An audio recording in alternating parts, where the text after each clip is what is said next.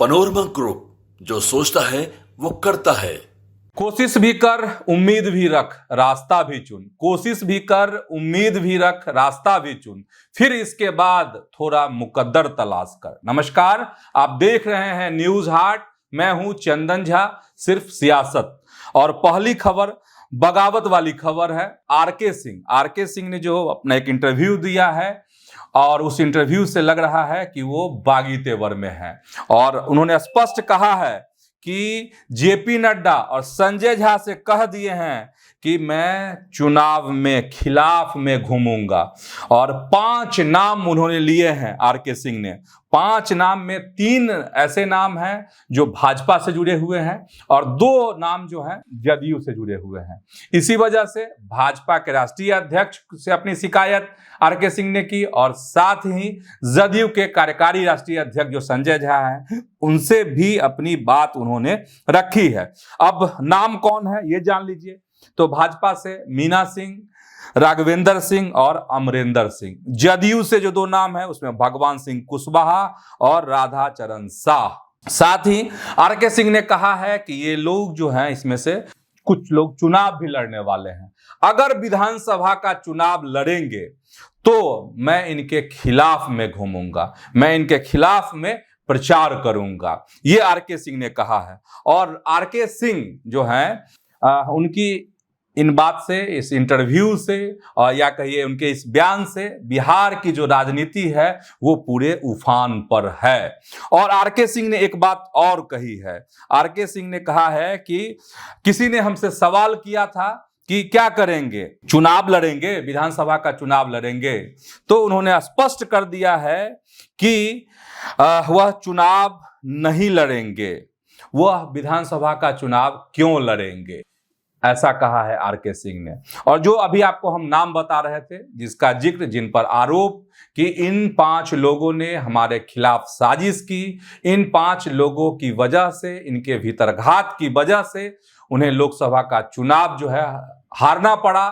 तो उनका यही कि हमने उम्मीद की थी कि पार्टी जो है इनके खिलाफ जांच करेगी, कार्रवाई करेगी, लेकिन इन पर ना कोई ऐसी जांच हुई, ना इनके खिलाफ कोई कार्रवाई की गई। इसीलिए विधानसभा चुनाव में अगर जदयू या भाजपा इन लोगों को टिकट देती है तो हम इनके खिलाफ जो है मैदान में उतरेंगे, ये कहा है आरके सिंह ने। मतलब 2 चीज इसमें कि आरके सिंह विधानसभा का चुनाव नहीं लड़ेंगे, लेकिन जिन्होंने भी इनको हराया उसको यह छोड़ेंगे नहीं। और एक पुराना, ये तो नया बयान है जिसमें उन्होंने भीतरघात करने वालों पे आरोप लगाए हैं, प्रश्न खड़ा किया है।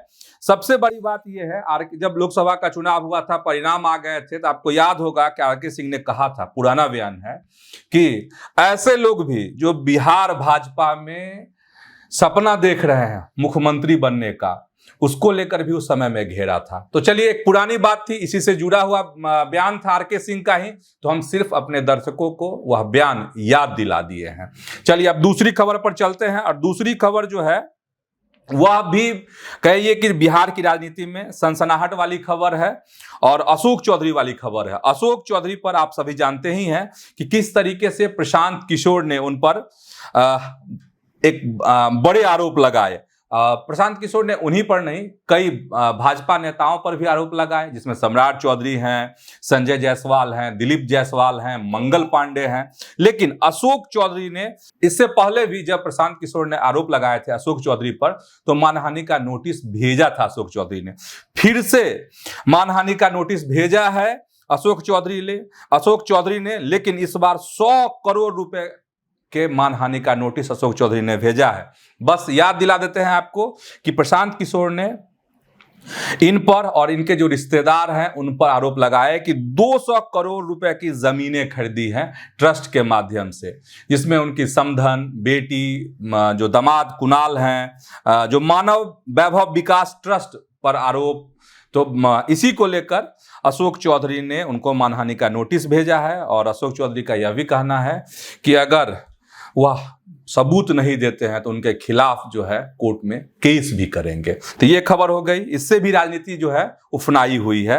कहाँ की? तो बिहार की। आखिरी खबर बताते हैं। आखिरी खबर ये है कि पटना में तेजस्वी यादव के आवास पर महागठबंधन के नेताओं की जो है आज बैठक हुई है और बैठक में जो समिति है, समिति की भी उप समिति बनी हुई है, किसमें, तो महागठबंधन में।